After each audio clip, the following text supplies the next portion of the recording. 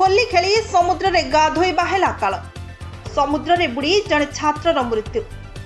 आज पल्लीरू दिल्ली चारिआडे होलीर पर्व को धूमधाम रे खुशी मनाउथिबा बेले गंजाम जिलार रंबा थाना अंतर्गत पोड़मपेटा ग्राम रे एक दुखद घटना घटी। आज सकाळु समस्त गाँ और सहर रे सेमिति होली खेलिबाकु नै चलचंचल थिला, सेमिति पोड़मपेटा ग्राम रे छोट छुआठू आरंभ करी समस्ते होली रे मशगुल थिले।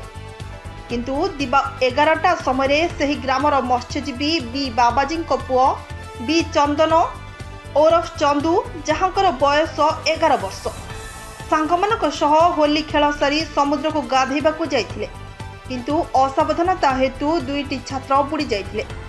सेठारे उपस्थित थिबा किछि युवक सेमानकु उद्धार करी प्रथमे गंजाम डाक्तरखाना को नैथिले। सेठारे जने छात्रक स्वास्थ्य अवस्था स्थिर थिबा बेले चंदूक अवस्था अति संकटपूर्ण थिला। ताकू छत्रपुर उपखंड चिकित्सालय को स्थानांतरित करा जायथिला। सेठारे डाक्तर स्वास्थ्य अवस्था जांच कला परे मृत घोषणा करथिले। फलरे छत्रपुर मेडिकल परिसरर शोकर छाया खेली जायथिला।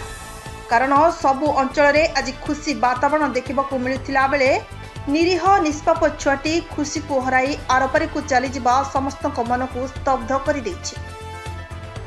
छत्रपुर बादल कुमार दासक रिपोर्ट श्रीक्षेत्र लाइव।